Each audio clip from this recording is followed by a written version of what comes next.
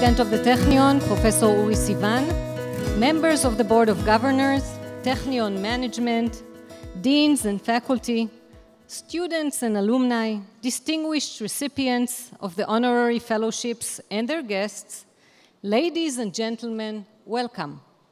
My name is Ayelet Fishman, and I'm a professor in the Faculty of Biotechnology and Food Engineering and the Dean of Students. It says here, add information about yourself, 1 minute. Okay, so someone take time. I studied all 3 degrees here in the Technion.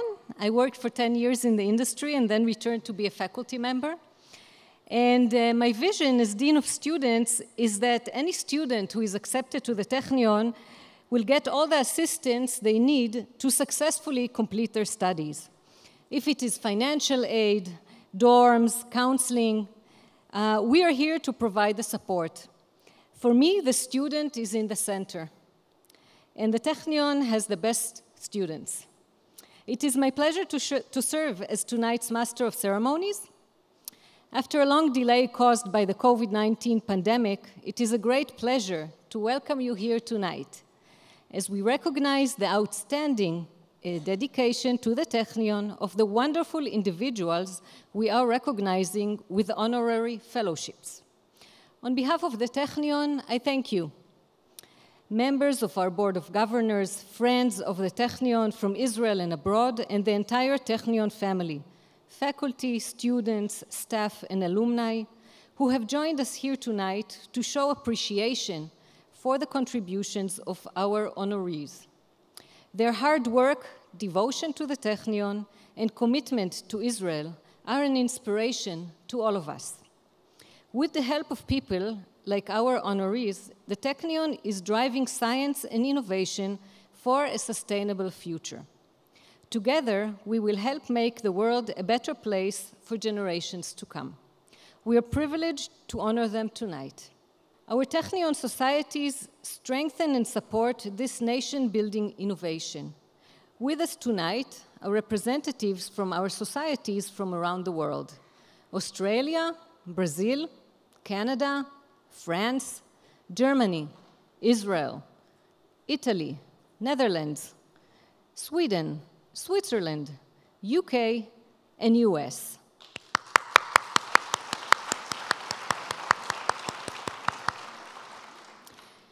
The Technion was the first university in the land of Israel, opening its gates in 1924 with 17 students. Today we have almost 15,000. In 2 years, we will be celebrating the Technion's centennial.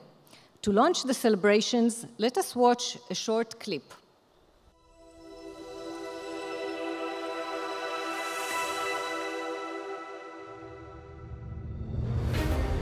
For decades, the Technion has been making a global impact by turning science into groundbreaking technologies. The beautiful green campus perched on Haifa's Mount Carmel is bustling with talented students and scientists perfecting innovations that will impact our future and help solve major 21st century challenges. They're standing on the shoulders of giants. Technion scientists who have shaped our world and changed the lives of millions, who have discovered new forms of matter, developed revolutionary medications to fight cancer, life-changing drugs for patients with Parkinson's disease, and built an exoskeleton suit that enables paraplegics to walk. Technion researchers and alumni developed advanced drip irrigation technologies for agriculture, which help feed millions of people. They created the world's first cultivated ribeye steak, and the list goes on. The Technion has gained worldwide recognition in quantum research, artificial intelligence, stem cell research, water engineering, robotics, and advanced healthcare. Now that the Technion is kicking off its centennial celebrations, it has rightfully earned its place among the world's leading research universities. The Technion was a driving force in building Israel's science, technology, and engineering infrastructure. And in recent years, it has played a key role in transforming Israel into the tech nation. 100 years of making an impact domestically, globally, and even in space. On our quest to to make the world more sustainable and our lives healthier. Our mission for the future is to nurture the next generation of global scientific leadership and provide young women and men the knowledge, tools, and inspiration they need to better our world over the next 100 years and beyond.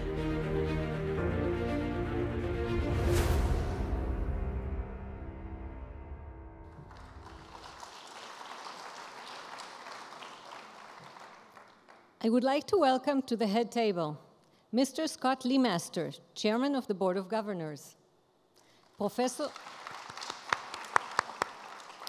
Uri Sivan, President of the Technion, and Mr. Gideon Frank, Chairman of the Council.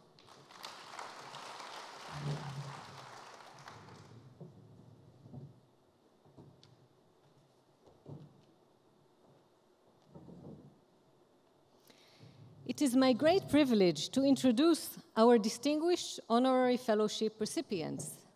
I ask them to please take their places on the stage as I call their names and to remain standing until everyone has reached their place. Mr. Gal Haber from Israel.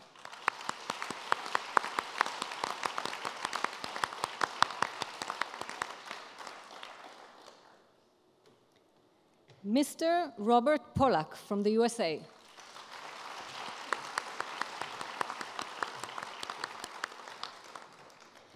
Mr. Ira Taub from the USA.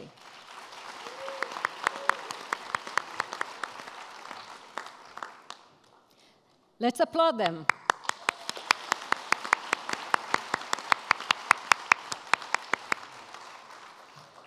You may all sit down.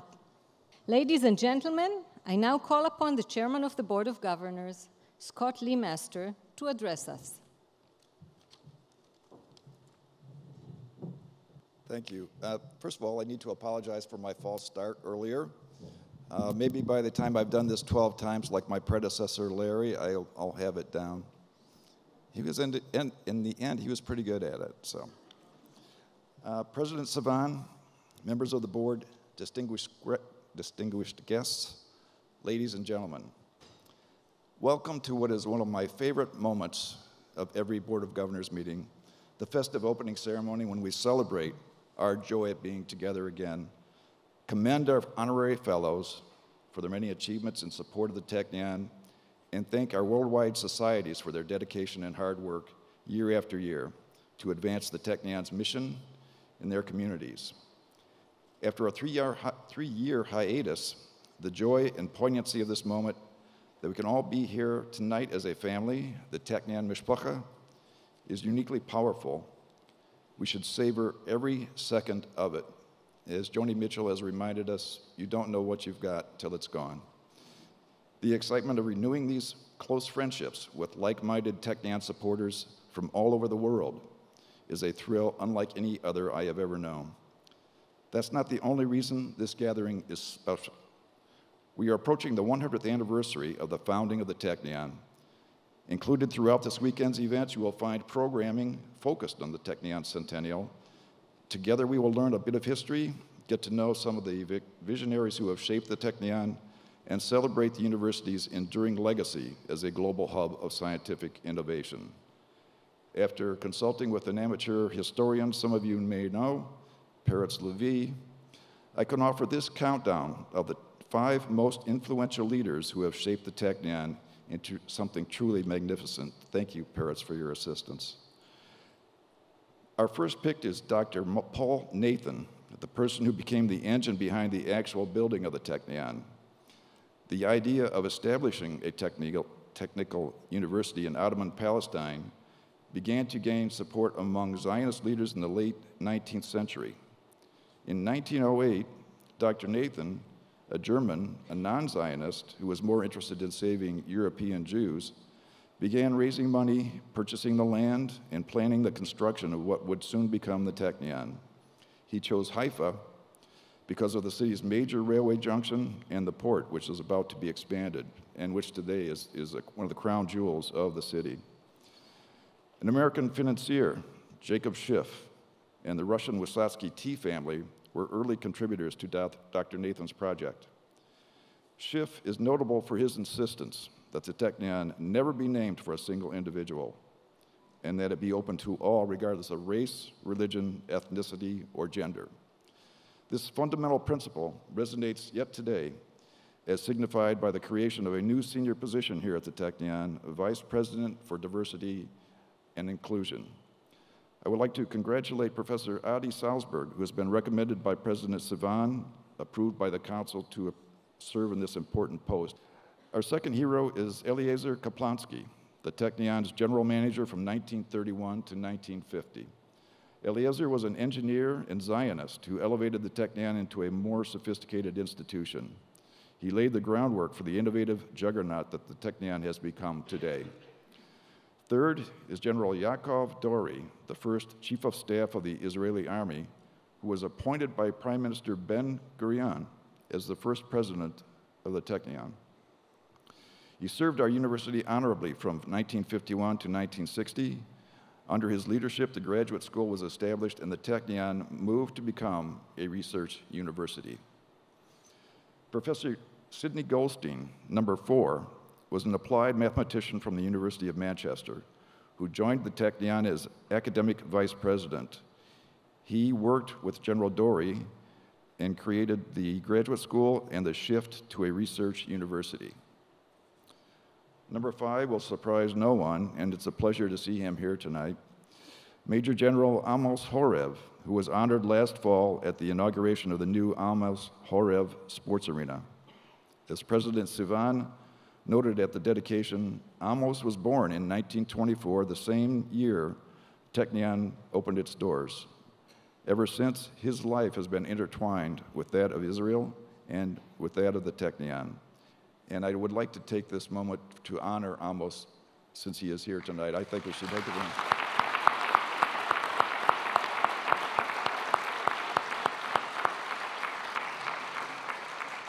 Amos, we love you. This evening, the Technion will bestow honorary fellowships on 2 individuals who personify multi-general commitment to philanthropy, Ira Taub and Rob Pollock.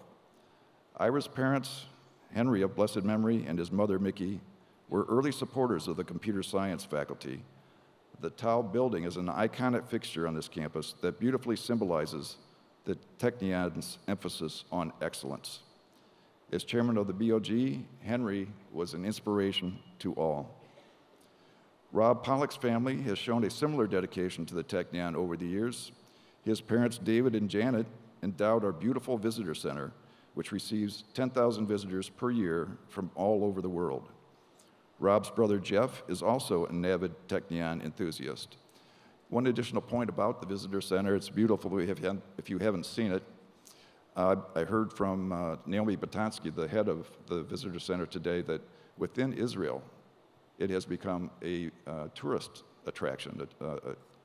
Families bring their kids here for a couple of days, try to get them inspired to come here, and it is actually on the map as a tourist destination. Ira and Rob, and Jeff, Rob's brother, are all active with the American Technion Society in their home communities, nationally and on the Technion Board of Governors. Ira and Rob, congratulations on your well-deserved honors, and thank you to the entire Taub and Pollock families for everything you do to assure Technion's future. As we continue to learn more about the Technion's history, we must always remember that Technion continues to make history every day. We have all heard and read about the Abraham Accords, which mark a significant shift in Israel's relationships with its neighbors, Bahrain, the United Arab Emirates, Morocco, and Sudan. Relations between Israel and these countries have warmed considerably, resulting in robust, far-reaching cultural and economic exchanges. In the far-reaching category, I include Space IL's next mission to the moon, which will be a joint Israeli-Emirates project. The company recently assigned an agreement in which Israel and the UAE will work together on several space-related projects, including the $100 million Bereshit 2 moon mission. Space IL CEO Shimon Sarid is a Technion graduate. These partnerships illustrate the power of the Technion as a driver of cooperation and intercultural understanding, as a tool for Israel's diplomats to promote peace and improve lives. Innovations developed by the Technion and its alumni have the power to transform lives and promote prosperity across the region. I invite you all to enjoy the rest of this evening's program, and it is now my pleasure to introduce our esteemed president, Uri Sivan.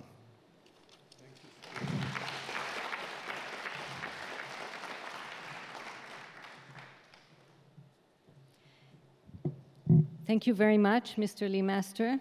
I now invite Professor Uri Sivan, President of the Technion, to address us.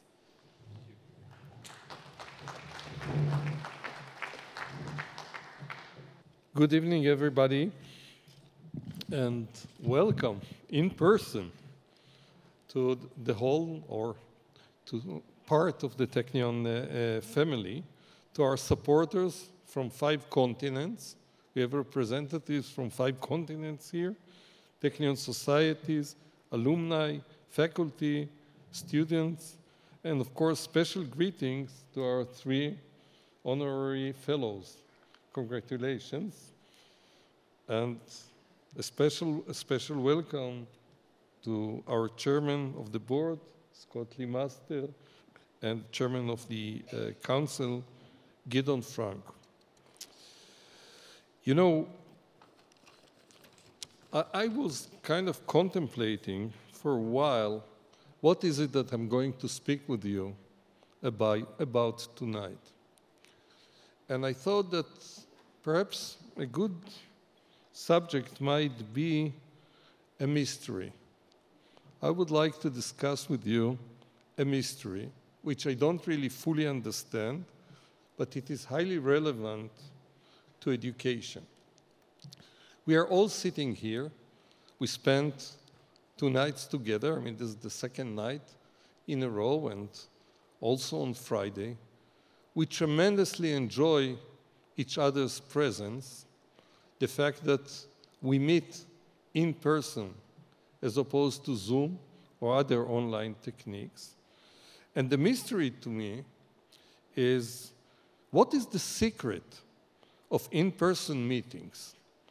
What miracles take place exclusively when you meet somebody else face to face? Try to answer this question, and you will see that it is very elusive. In fact, it's not clear what is happening in that interaction.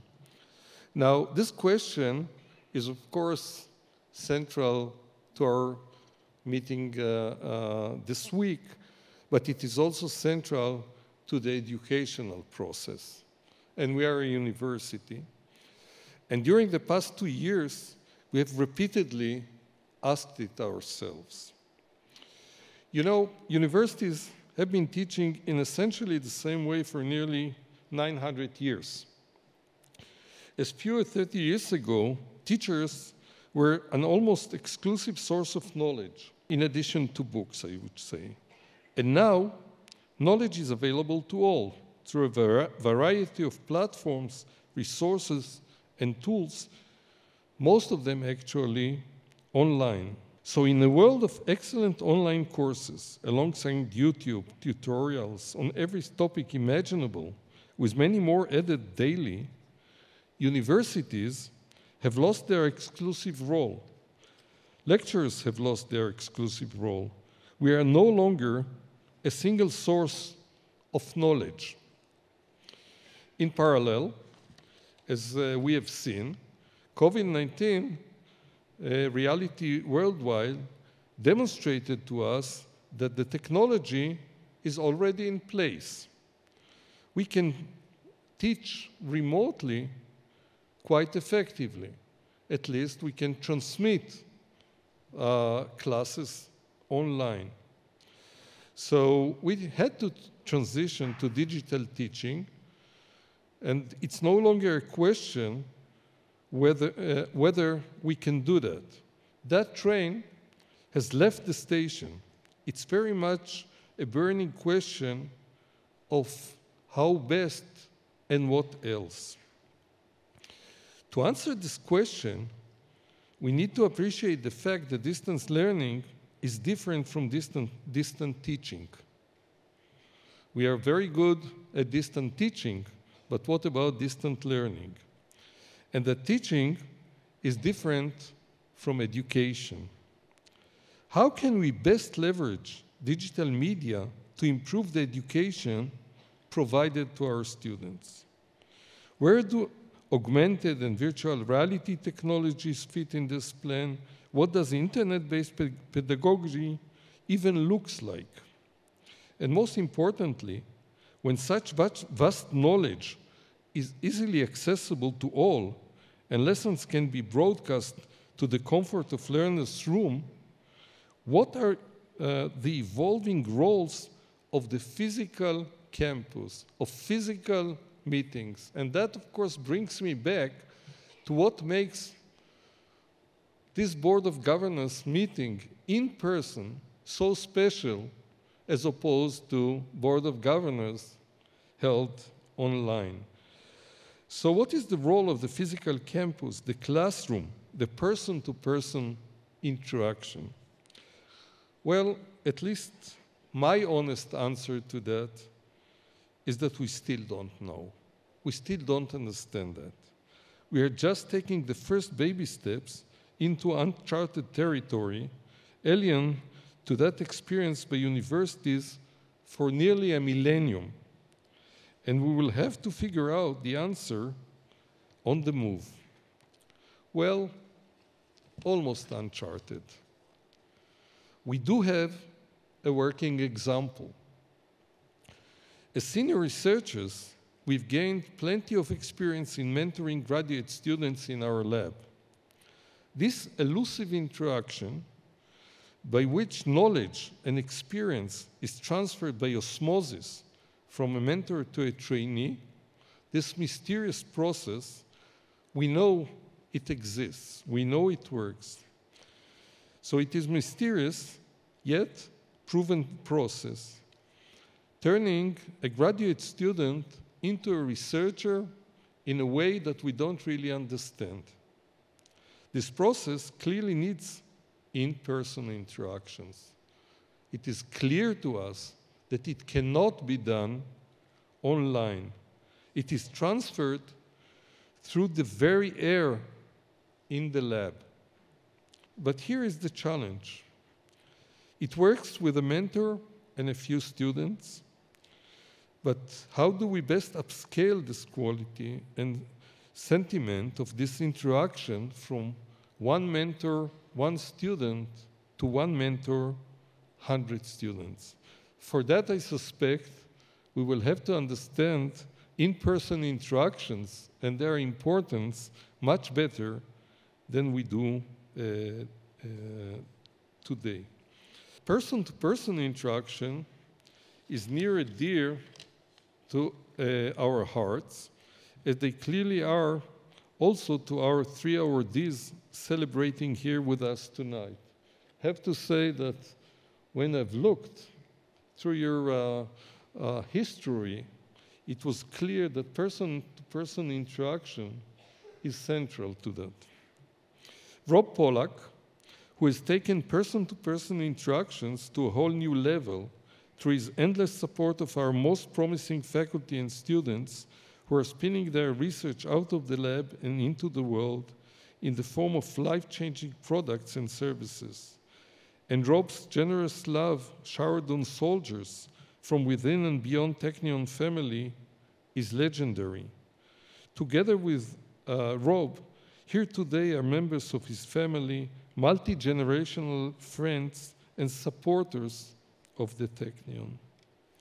Ira Taub, who like Rob, has a deep love for the Technion encoded in his very DNA from birth, with his deep understanding of prioritization, so that generous funds land in the most impactful, diverse areas, and in a very personal way, I should say, supporting faculty recruitment and research, student needs, and expanded facilities with a special place for computer science. Another exceptional example of multi-generational support dedicated friends of the Technion, and Gal Haber, a proud Technion alumnus, at least we are proud, who embodies the spirit of the Technion in translating deep love of science and technology into significant industrial contributions, always the role model paving the path for the next generation of engaged,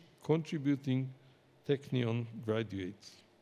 I'd like to take this opportunity to wish our three honorees and all of you a beautiful festive evening of celebration of generosity, promotion in science, caring, and personal interaction. May we continue to meet many more wonderful, happy occasions to come.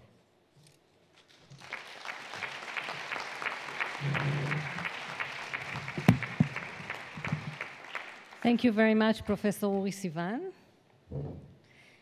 To read the scroll that will be presented shortly to the awardees, I invite to the podium Mr. Gideon Frank. This is not funny. This is going to be the longest speech and it's bilingual.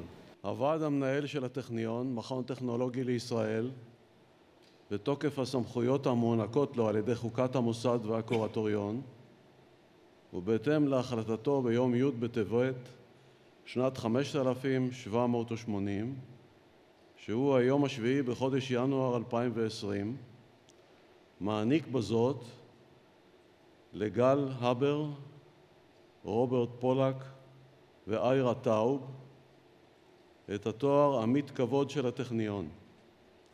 ניתן בחיפה בי"ג בסיוון, שנת 5782 כנראה, שהוא היום ה-12 בחודש יוני, שנת 2022, בשנת ה-75 למדינת ישראל, על החתום, סקוטלי מאסטר, יושב ראש הקורטוריון, פרופסור אורי סיוון, נשיא הטכניון, גדעון פרנק, יושב ראש הוועד המנהל של הטכניון. Technion, Israel Institute of Technology, by virtue of the authority vested in it by the Board of Governors and the Constitution of the Technion, and pursuant to the decision at its meeting on the 10th day of Tevet, 5720, 7th day of January 2020, the Council of the Technion hereby confers upon Gal Haber, Robert Pollack, and Ira Taub the degree of Honorary Fellow of the Technion, given in Haifa on the 13th day of Sivan, 5782, the 13th day of June 2022, in the 75th year of independence of the State of Israel, signed by Scott Limaster, Chairman of the Board of Governors, Professor Uri Sivan, President of the Technion, Gideon Frank, Chairman of the Technion Council.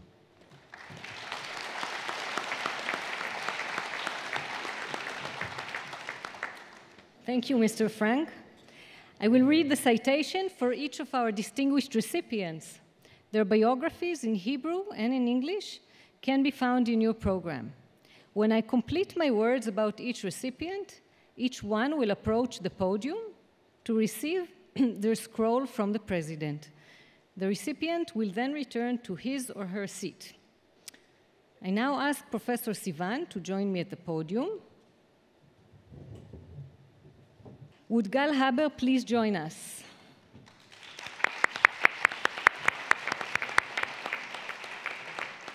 מתוך הכרה בהישגיך כיזם, ממציא ומנהיג בתעשייה, ברחשי תודה על תרומתך לטכניון ולחברה הישראלית, בפרט בחינוך הנוער ובהעצמתו האישית, ובהוקרה על היותך מקור להשראה מתמשכת עבור הסטודנטים ובוגרי הטכניון בצעדיהם הראשונים במסעם המקצועי. In recognition of your achievement as an entrepreneur, innovator, and industry leader, in gratitude for your contributions to the Technion and to the Israeli society, in particular to the education and personal empowerment of the youth, and in appreciation of your position as a role model who continues to inspire Technion students and graduates as they embark on their professional journeys.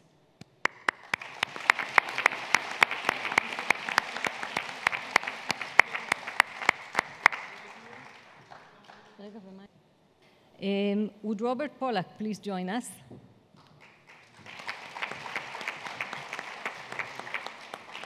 ברחשי תודה על תמיכתך הנמרצת בישראל ובטכניון, בהערכה על שימורה של המורשת המשפחתית העשירה ופיתוחה תוך יצירת תחומי פעילות חדשים משלך, בהוקרה על חזונך בקידום המחקר בר המסחור בטכניון, בהכרה טובה על פעילותך למען סטודנטים וחיילים, ובתודה עמוקה על כל תרומותיך שיקנו לך את המעמד Technion Guardian. With gratitude for your enthusiastic support of Israel and the Technion, in honor of continuing your rich family legacy while creating your own niche, in appreciation of your vision to advance Technion's most commercially promising research, in recognition for all you do for students and soldiers, and in thankfulness for the many contributions that have made you a Technion Guardian.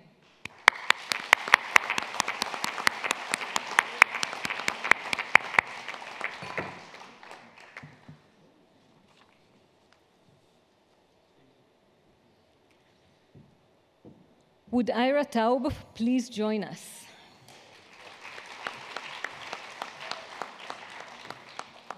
בהוקרה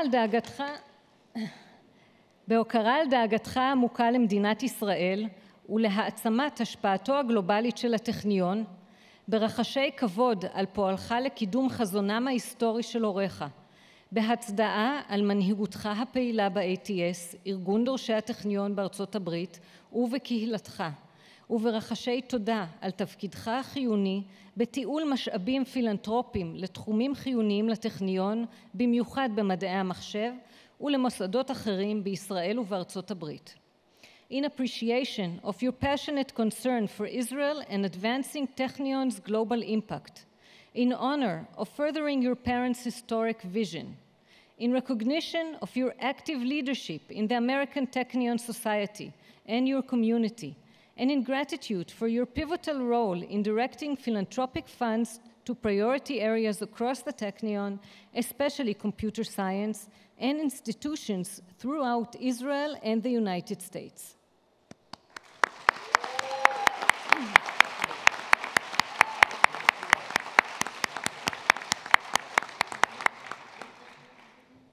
I now call upon Mr. Gal Haber to respond on behalf of all the recipients of our honorary fellowship. Professor Uwe, President of the Technion, deans, professors, faculty members, members of the Board of Governors, Chairman, friends of the Technion, guests, and my dear family, good evening. I'm sure I speak on behalf of all the recipients of this prestigious award, Robert Pollack and Ira Taub, when thanking you and the entire Technion family.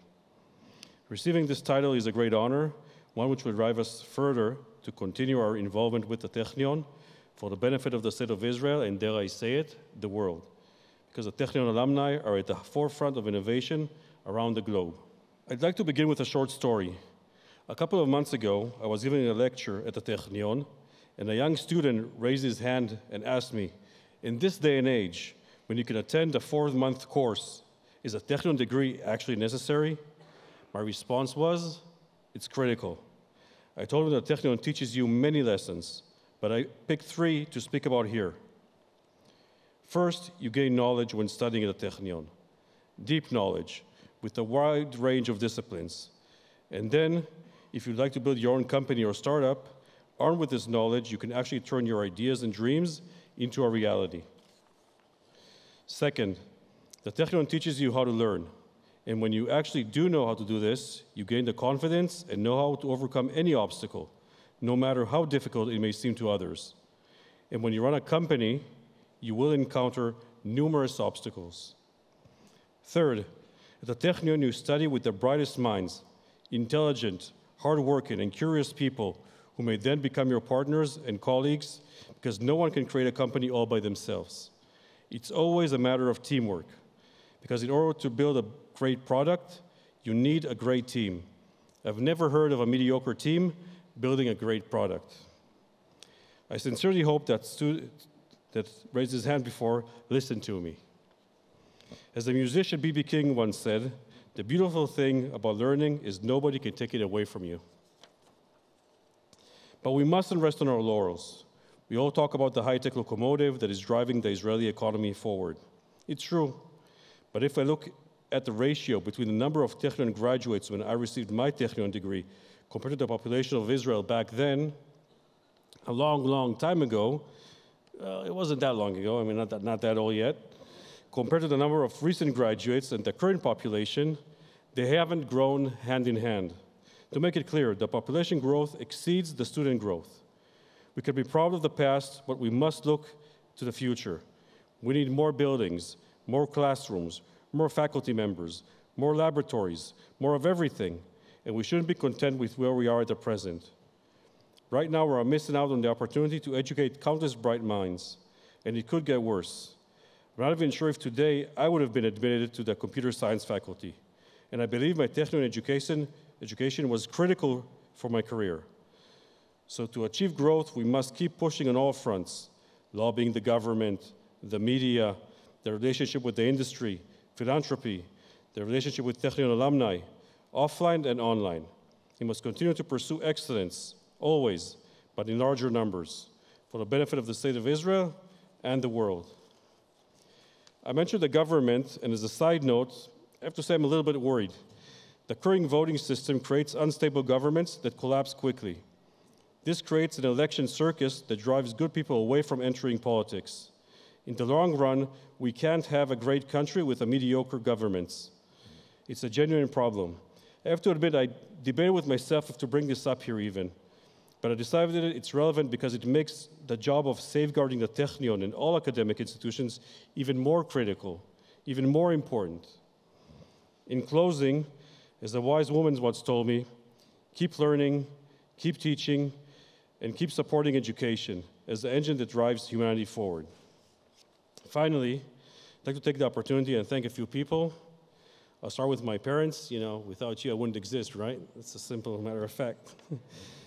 The genes I inherited and my upbringing and values, all awesome stuff. So thanks, parents. I have to mention that my dad is a professor at the Technion. Professor Emeritus, actually, still a professor. I guess our passion for this institute is in our DNA. Next, I'd like to thank my wife, Yael, and my boys, Alel and Nave. I'm so lucky to have you in my corner supporting me at all times. Alel and Nave, they don't speak English, so I'll say it in Hebrew. חמודים, אני אוהב אתכם. אתם האושר שלי. You're all my treasures. I'd also like to thank my brothers, Asaf and Ori, and their families. Yoav, my nephew, he's also here. And he's going to be a Technion graduate for sure. Thank you for teaching me so much. And my brother-in-law and his family, Dudu, Sigal, Ron, and Gal, they're all here too. You guys rock, man. You all rock. I love you guys. I love you all. Thank you, and I wish we have productive and enjoyable board sessions. Thank you all.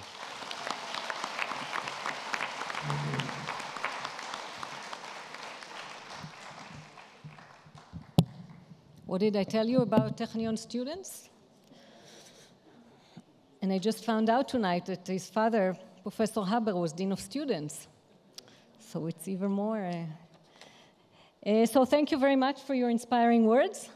To you and your co-honorees, we again express our sincerest congratulations.